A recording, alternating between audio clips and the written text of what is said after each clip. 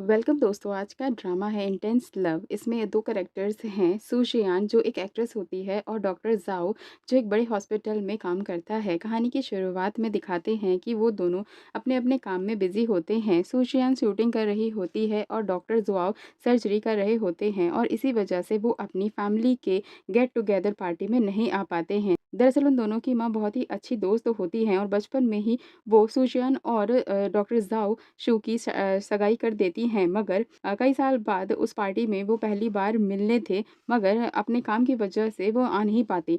सू जियान shooting खत्म करके घर जा रही होती है कि तभी उसका दोस्त जियाओ शोंग जो सिंगर होता है, वो मीडिया से बचने के लिए उसकी कार में बैठ जाता है और वो दोनों वहाँ से आ जाते हैं, मगर रास्ते में उन दोनों का एक्सीडेंट हो जाता है। सू जियान को थोड़ी चोट लग जाती है जिसकी वजह से उसे हॉस्पिटल लाया जाता है और वहीं वो पहली बार डॉक्टर ज़ाओ से मिलती है जो उसका इलाज कर रहे थे। वो बेहोशी की हालत में होती है, तब उसे देखती है, मगर उसे नहीं पता होता कि वो डॉक्टर ज़ाओ है। तभी नाइट शिफ्ट में डॉक्टर ज़ाओ उसे देखने आते हैं और वो बेहोशी की हालत में डॉक्टर ज़ाओ को किस कर लेती है। अगले दिन अब जब उसे होश आता है तो उसके हाथ में एक मास्क होता है जिस पे लिपस्टिक का निशान होता है जो डॉक्टर ज़ाओ का था और उसे यकीन हो जाता है कि उसने अपनी सबसे पहली किस जो है किसी के साथ की है। वो अपनी दीदी को ये बात बताती है और उसकी दीदी को गलतफ़हमी हो जाती है। वो दूसरे आदमी पर जो है उसका इल्ज़ाम लगाती हैं। तभी डॉक्टर ज़ाओ अपने बैचमेट ज़ियाबे को बताते हैं कि सू जियान उसकी गर्लफ्रेंड नहीं मंगेतर है। वो सू जियान को देखने उसके रूम में आ जाता है और वो उसे पहचान लेती है कि जिसने उसे किस किया था वो वही डॉक्टर है। वो उसका चेहरा देखने के लिए हज़ार कोशिश करती है मगर नहीं देख पाती। अब उसकी मम्मी का कॉल आता है और उसे पता चलता है कि उसका मंगेतर ही डॉक्टर ज़ुआओ है और वो उसका चेहरा देखने के लिए उसके रूम में आ जाती है जहाँ वो कपड़े बदल रहा होता है और वो उसे देखती रह जाती है, मगर वो उस रूम से बाहर निकाल देता है।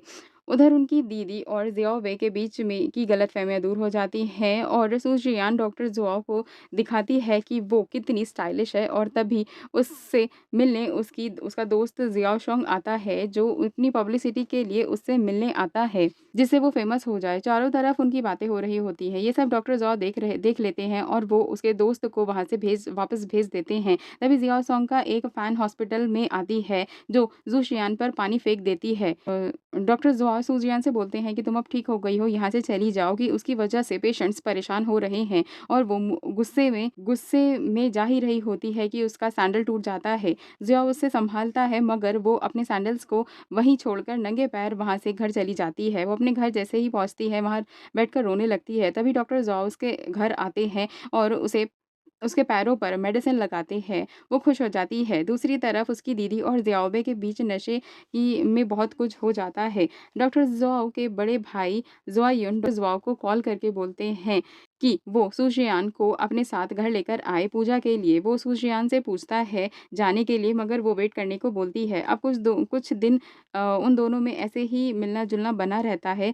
वो एक-दूसरे को गिफ्ट भेजने लगते हैं। सू जियान शूटिंग कर रही होती है कि उसकी अपनी अपनी कॉम्पिटिटर ज़ी टोंग के साथ जो उससे बहुत ही नफ़रत करती थी और वो उसे बदनाम करना चाहती थी और वो उसे बदनाम करने के लिए शूटिंग के दौरान बहुत से थप्पड़ अपने आप को मरवाती है, जिससे लोगों में ये अफ़वाह फैल जाती है कि सू जियान ये सब जानबूझकर कर रही है। इस न्यूज़ को डॉक्टर ज़ॉ भी देखते हैं और वो परेशान हो जाता है। वो सू जियान को कॉल करता है और उसे पता चलता है कि उसकी तबीयत ख़राब है और वो उसे मिलने आ जाता है उसके घर और उसका ध्यान रखता है।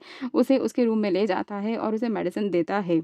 और वो उसका हाथ पकड़कर पूरी रात भर ऐसे ही बैठा रहता है और वो ऐसे ही और करीब आ जाते हैं। अब घर की पूजा के जाने के लिए डॉक्टर ज़ुआ सू जियान का वेट कर रहा था।